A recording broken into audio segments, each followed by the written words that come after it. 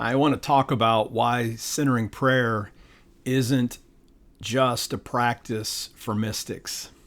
Again, a lot of us think that. I know as I grew up in the church, I never even heard about silent meditative prayer. And in fact, I would have been skeptical about it. So I'm a recent convert to this ancient practice. But you know why it's not simply for mystics? Because centering prayer is plain and simple, really good for our souls.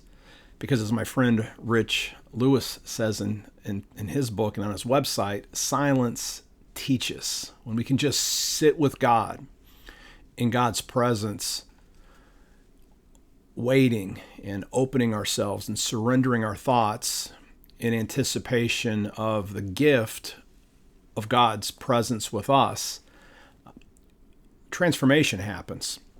Now, again, our personal transformation isn't the goal of centering prayer. Our goal is simply to sit in silence with God. But amazing things happen, and this is why it's not for mystics. When you sit in silence consistently with God, and this isn't a quick fix, this is a long game. If you're looking for quick fixes, you have to go look for another practice.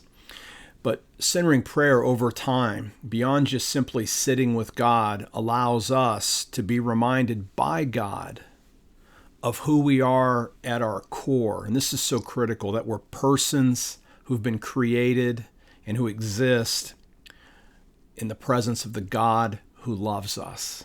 And that right there can be profoundly transformational in your life. I know it has been in mine. So centering prayer just invites us to a time where we can be still, and we simply surrender our need for control, for productivity, and even that desire that so many of us have in our culture now for constant stimulation. You surrender all of that. Whatever comes up in our minds, we use our prayer word, again, Jesus, to break up our thoughts and surrender them to God.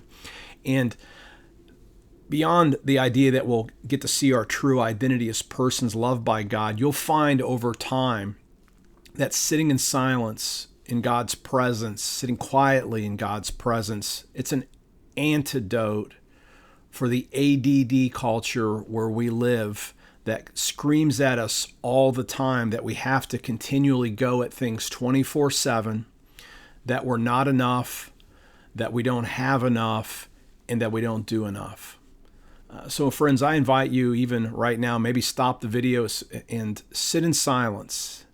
And remember, resist no thoughts, retain no thoughts, react to no thoughts, but gently return to Jesus with your sacred words. And you'll find out what the mystics know, but what the mystics knew isn't supposed to be a secret. It's accessible to all of us.